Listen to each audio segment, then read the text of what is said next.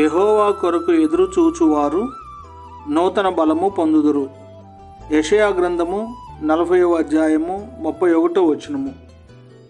సొమ్మసిల్లిన వారికి బలమిచ్చువాడు ఆయనే, శక్తిహీనులకు బలాభివృద్ధి కలుగు చేయువాడు ఆయనే. బాలురు సొమ్మసిల్లుదురు, అలయుదురు, యవనస్తులు తప్పక త్రొట్టిల్లుదురు. నీతిమంతులు ఖర్జూర వృక్షము వలె మొవ్వ వేయుదురు.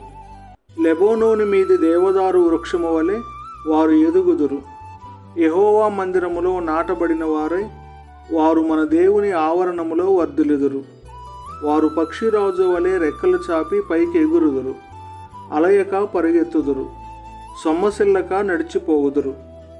నీకు తోడై ఉన్నాను, భయపడకుము, నేను నీ దేవుడినై ఉన్నాను, దిగులు పడకుము, నేను నిన్ను బలపరుతును, నీకు సహాయము చేయువాడును నేనే, నీతి అను నా దక్షిణ హస్తముతో నిన్ను ఆదుకొందును. దేవుని బలము, దేవుని శక్తి మీకు తోడై ఉండును గాక. ఆమేన్.